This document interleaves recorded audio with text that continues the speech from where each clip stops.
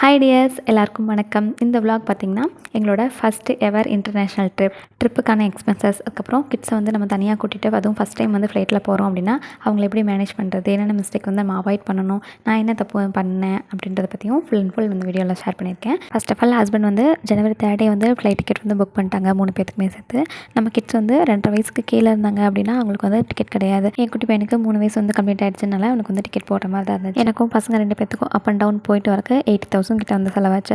அதுக்கப்புறம் luggage wise பார்த்தோம்னா மற்ற ஏர்லைனை கம்பேர் பண்ணும்போது இண்டிகோ ஃப்ளைட்டில் மட்டும்தான் ஒரு பர்சனுக்கு 30 kg செக்இன் லக்கேஜும் ஹேண்ட் லக்கேஜ் வந்து 7 kg அலோவ் பண்ணுறாங்க. நம்ம இந்த மாதிரி இந்தியாவிலேருந்து வேறு கண்ட்ரி போய் செட்டில் ஆக போகிறோம் அப்படின்னா நம்ம அதிக திங்ஸ் வந்து கேரி பண்ணிட்டு போகிற மாதிரி இருக்கும். ஸோ வந்துட்டு இண்டிகோ ஃப்ளைட் வந்து புக் பண்ணுறது பெஸ்ட் ஆப்ஷனாக இருக்கும்னு நினைக்கிறேன். அதுக்கப்புறம் லக்கேஜ் வந்து பேக் பண்ணுவது பார்த்திங்கன்னா ஒன்றுக்கு நிறைய வீடியோஸ் இருக்குது யூடியூப்பில், அதை பார்த்துட்டு கிளியராக வந்து பேக் பண்ணிக்கணும். ஹேண்ட் லக்கேஜில் என்னென்ன பொருள் வைக்கணும், செக்இன் லக்கேஜில் என்னென்ன பொருள் வைக்கணும்ட்டு மெயினாக வந்து ஷார்ப்பான ஐட்டம் எதுவுமே வந்து ஹேண்ட் லக்கேஜ் இல்லாமல் பார்த்துக்கணும். செக்இன் லக்கேஜ் அப்படிங்கிறது வந்து நம்ம ஏர்போர்ட்டில் என்ட்ரன்ஸ் ஆன உடனே வந்துட்டு நம்ம அங்கே இருக்க ஸ்டாஃப்ஸ் கிட்ட வந்து ஹேண்ட் ஓவர் பண்ணிடுவோம். ஹேண்ட் லக்கேஜ் அப்படிங்கிறது கடைசி வரைக்கும் நம்மளா கையில் கேரி பண்ணிட்டு போகிறது. அதில் வந்து பார்த்திங்கன்னா கிட்ஸை கூட்டிகிட்டு போகிறோம்னா அவங்களுக்கு தேவையான வாட்டர் பாட்டில், ஸ்நாக்ஸ், அதுக்கப்புறம் செக்இனில் வைக்க வேண்டிய பொருட்கள், அதுக்கப்புறம் முக்கியமாக வந்துட்டு நம்ம பாஸ்போர்ட்டு, விசா, நம்மளோட ரிட்டர்ன் டிக்கெட்டு, அதுக்கப்புறம் நமக்கு தேவையான முக்கியமான ஜெராக்ஸ் இதெல்லாம் வந்து அடிக்கடி எல்லா இடத்துலையும் கேட்பாங்க. ஸோ வந்துட்டு நம்ம எடுத்து காட்டுற மாதிரி இருக்கும். அதனால் வந்துட்டு எல்லாத்தையும் ஒரு ஃபைலாக போட்டு ஹேண்ட்பேக்கில் வச்சுக்கிறது ரொம்ப நல்லது. ஓகே, ஓரளவுக்கு வந்து எல்லா விஷயத்தையும் நான் கவர் பண்ணிட்டேன்னு நினைக்கிறேன். இதுக்கு மேலே எனக்கு அன்றைக்கி நடந்த லைவான விஷயங்களை வந்து உங்க கூட ஷேர் பண்ணிக்கிறேன்.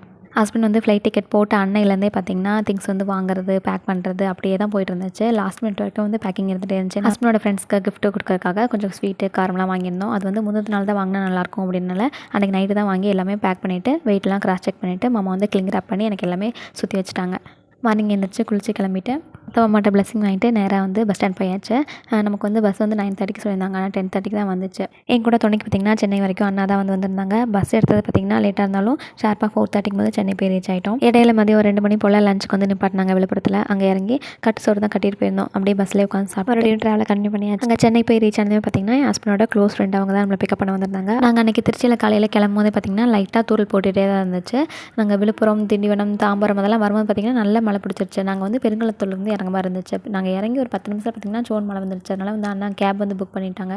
நேராக வீட்டுக்கு போய்ட்டு பசங்களோட ஒரே என்ஜாய்மெண்ட்டு தான். நாங்கள் வரோன்னு சொல்லிட்டு நான்வெஜ்லாம் வந்து சமைச்சு வச்சுருந்தாங்க.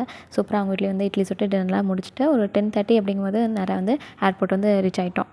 லாஸ்ட் ஒரு 10-15 நாளே பார்த்திங்கன்னா மனசில் ஏதோ ஒரு பயம் இருந்துகிட்டே இருந்துச்சு. இவ்வளோ தூரம் தனியாக போகிறோம், அதுவும் குட்டிஸ் 2 பேரும் வாளுகளா, அவங்கள கூட்டிகிட்டு எப்படி போகிறது அப்படின்ற மாதிரி. ஆனால் ஏர்போர்ட்டுக்குள்ளே கால் எடுத்து வச்சது பார்த்திங்கன்னா என் முகத்தில் சிரிப்பு மட்டும்தான் இருந்துச்சு. அந்த பயம் எங்கே போச்சுனே தெரியும். எனக்கு ஃப்ளைட் பார்த்திங்கன்னா 26th அன்னைக்கு மார்னிங் 2 AM ஒரு 3 மணி நேரத்துக்கு முன்னாடி வந்து எல்லாத்துக்குமே பாய் சொல்லிட்டு உள்ளே இருந்து ஏர்போர்ட்டுக்குள்ளே போயிட்டேன். ஆனால் சும்மா சொல்லக்கூடாது, நான் வந்து உள்ளே போய் ரீச் ஆகிட்டு எனக்கு ஓகே எல்லாமே செட்டில்டு அப்படின்னு சொன்னதுக்கப்புறம் தான் வந்து அவங்க எல்லாருமே கிளம்புனாங்க. அண்ணன் ஆகட்டும், ஹஸ்பண்டோட ஃப்ரெண்ட் ஃபேமிலி ஆகட்டும் ரொம்ப ஹெல்ப் பண்ணாங்க, ரொம்ப சப்போர்ட்டிவாக இருந்தாங்கன்னு தான் சொல்லணும். குட்டி தம்பி தான் பார்த்திங்கன்னா ரொம்ப செட்டப் பண்ணிட்டான். ஏர்போர்ட்லேயே வந்து ரொம்ப ரணங்களாக பண்ணிட்டான்னு தான் சொல்லணும். என்னோடய பாஸ்போர்ட்டு அதெல்லாம் வந்துட்டு தூக்கி எறிகிறது அந்த மாதிரியெல்லாம் பண்ண ஆரம்பிச்சிட்டான். ஏன் அப்படி பண்ணானே தெரில. ஏன்னா மதியம்லாம் வந்து அவனை சரியாக தூங்கவே இல்லையா, அதனால் வந்து ரொம்ப கிராங்கியாக இருந்தான். எப்படியோ அவனை சமாளித்து கூட்டிகிட்டு போயிட்டேன். ஃபர்ஸ்ட் ஆஃப் ஆல் ஏர்போர்ட் என்ட்ரன்ஸ்லேயே வந்து ஒரு செக்யூரிட்டி இருப்பாங்க. அவங்க வந்து நம்ம பாஸ்போர்ட்டையும் விசாவையும் கிராஸ் செக் பண்ணிவிட்டு நம்மள உள்ள அனுப்பிடுவாங்க. அதுக்கப்புறம் ஒரு கவுண்டரில் வந்துட்டு நம்ம போர்டிங் பாஸ் வந்து எடுக்கணும். அதுக்கு முன்னாடி வந்து நம்மளோட செக்இன் லக்கேஜ்லாம் வந்து அங்கே ஹேண்ட் ஓவர் பண்ணணும். அங்கே வந்துட்டு வெயிட் வந்து கரெக்டாக இருக்கான்னு செக் பண்ணுவாங்க. எனக்கு வந்து 90 kg வந்து அலௌடு தான். ஆனாலுமே வந்துட்டு அந்த 90 kg நான் ஒரு 10 பேக்காக கூட கொண்டு போகலாம். நான் அந்த 10 பேக்லேயும் பார்த்திங்கன்னா 25 kg அந்தளவு தான் இருக்கணும். 26, 27 அந்த அளவுக்குலாம் இருக்கக்கூடாது.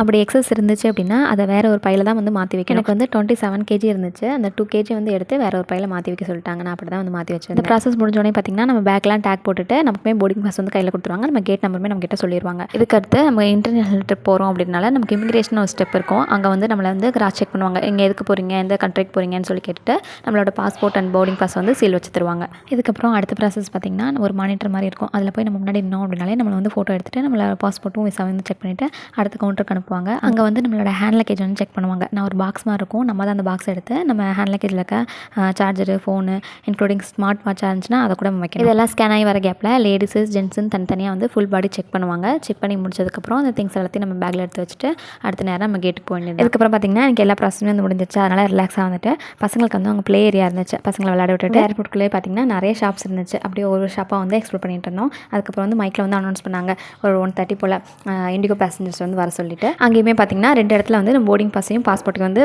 செக் பண்ணுவாங்க. செக் பண்ணிவிட்டு நேராக வந்து நமக்கு இண்டிகோ இண்டிகோ பஸ் வரும், அந்த பஸ்ஸில் ஏறி நம்ம ஃப்ளைட் இருக்க இடத்துக்கு போயிட வேண்டியது. ஃபஸ்ட் டைம் ஃப்ளைட்டில் போகிறோம் அப்படின்ற ஒரு எக்ஸைட்மெண்ட்டை தாண்டி ஹஸ்பண்ட் வந்து பார்க்க போகிறோம் அப்படின்ற ஒரு சந்தோஷம் தான் அதிகமாக இருந்துச்சு.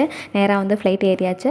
நம்ம சீட்டை பார்த்து வந்து உட்காந்து நம்ம சீட் வந்து லாஸ்ட்டில் தான் இருந்துச்சு அப்படின்னால நமக்கு வந்து ரெஸ்ட் ரூம் வந்து யூஸ் பண்ணுறக்கும் ரொம்ப கன்வீனியண்ட்டாக இருந்துச்சு. ஃப்ளைட் வந்து டேக் ஆஃப் ஆகிறதுக்கு முன்னாடி பார்த்திங்கன்னா ஏரோஸ்ட்ரஸ் வந்து கொஞ்சம் இன்ஸ்ட்ரக்ஷன்லாம் கொடுத்துருந்தாங்க.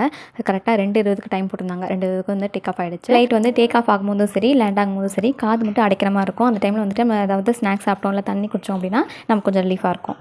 இதுக்கிடையில் வந்து நான் சொல்லாத ஒரு ரகசியம்னு பார்த்திங்கன்னா, சென்னை ஏர்போர்ட்லேருந்து மலேசியா ஏர்போர்ட் நான் ரீச் ஆகிற வரைக்கும் என் சின்ன பையனோட அட்ராசிட்டி வந்து தாங்கவே முடியல என்னால். அங்கேயே பார்த்திங்கன்னா பாஸ்போர்ட் இருக்கிறது, ஜெராக்ஸ் காப்பிலாம் எடுத்து தூக்கி வீசுறது, அந்த மாதிரி பயங்கர சேட்டை பண்ணிட்டு இருந்தேன். சரி முழிச்சிருந்தா தான் ரொம்ப சேட்டை பண்ணுறான், அவனை தூங்க வச்சாலாம் சொல்லி தூங்க வச்சா. அங்கே சென்னை ஏர்போர்ட்டில் ஃப்ளைட் ஏறினதுக்கப்புறம் தூங்க ஆரம்பித்தவன் இங்கே மலேசியா ஏர்போர்ட் வந்து நான் இறங்கும்போது மணி 8:20. அங்கே வந்து இமிக்ரேஷனு, செக்கிங்கு, லக்கேஜ் வந்து பிக்கப் பண்ணுறது இதெல்லாம் முடிச்சு நான் வந்து ஹஸ்பண்ட் வந்து மீட் பண்ணும்போது மணி 11. அது வரைக்கும் தூங்குறான் தூங்கிட்டே பண்ண. 2வது மிஸ்டேக் என்னென்னு பார்த்தீங்கன்னா, ஹேண்ட் பேக் மட்டும் கையில் வச்சுக்காம தம்பியும் தோளில் தூக்கிட்டு ஹேண்ட் பேக்கையும் மாட்டிட்டு எக்ஸ்ட்ரா ஒரு பேக், ஷோல்டர் பேக் வர வச்சுருந்தேன். அது வந்து பயங்கர வெயிட். இதை விட பெரிய ட்விஸ்ட் என்னென்னு பார்த்தீங்கன்னா, இவ்வளோ பெரிய க்ரௌடு பாருங்கள், இது வந்து 1 மடங்கு தான், இது மாதிரி டபுள் மடங்கு நின்றுச்சு. இல்லை லாஸ்ட்டில் நின்று அப்படி இன்ச்சா நவுந்து இமிக்ரேஷனில் போய் பாஸ்போர்ட்டை நீட்டினா பாஸ்போர்ட்டை வாங்கி வச்சுட்டு என்னை 10 நிமிஷம் உட்கார வச்சுட்டாங்க. என்னை மட்டும் இல்லை 20 பேர்கிட்ட இருந்தாங்க. அவங்களாம் வந்து எனக்கு முன்னாடியே உட்காந்துருந்தாங்க. போல 1/2 மணி நேரமாக புலம்பிட்டு தான் இருந்தாங்க எல்லாரும். இதுக்கு மேலே வீட்டுக்கு போன மாதிரி தான் போ அப்படின்னு சொல்லி நினச்சிட்டு இருந்தேன். அங்கே ஃப்ரீ வைஃபையுமே கிடச்சிது. ஹஸ்பண்ட் கிட்ட வந்து எல்லாமே அப்டேட் பண்ணி தான் இருந்தேன். இதுவே மலேசியா பாஸ்போர்ட் அப்படின்னா டக்குன்னு விட்டுறாங்க. இதே வந்துட்டு டூரிஸ்ட் விசாவில் வந்திருக்கோம், மற்றபடி வேறு ஏதாவது பர்பஸ்க்காக வந்திருக்கோம் அப்படின்னா அவங்கள பிடிச்சி வச்சிடறாங்க. ஒரு 1/4 மணி நேரம் வெயிட் பண்ணியிருப்பேன். அதுக்கப்புறம் தான் என்னை கூப்பிட்டு நீங்கள் எங்கே தங்க போகிறீங்க, எதுக்காக வந்திருக்கீங்க, அந்த மாதிரிலாம் வந்து எல்லாமே மலையில் விசாரிச்சாங்க. நானும் ஏதோ எனக்கு தெரிஞ்ச இங்கிலீஷில் அடிச்சு விட்டுட்டேன். அதுக்கப்புறம் என்னை ஏன் குட்டிசன் தனித்தனியாக எல்லாத்தையும் ஃபோட்டோ எடுத்துகிட்டு என்னோட ஃபிங்கர் பிரிண்ட்டுமே வாங்கிட்டு என் பாஸ்போர்ட்டை காமிச்சு ஒரு குண்டை தூக்கி போட்டாங்க. பிப்ரவரி 22 கரெக்டாக வந்து ரிட்டன் ஆயிருக்கணும் அப்படின்ற மாதிரி. இமிகிரேஷனில் ஃபோட்டோ எடுக்கும்போது கூட தலைவர் வந்து முகத்தை திருப்பி காட்டல, அந்தளவுக்கு ஒரு டீப் ஸ்லிப்பில் இருந்தார்.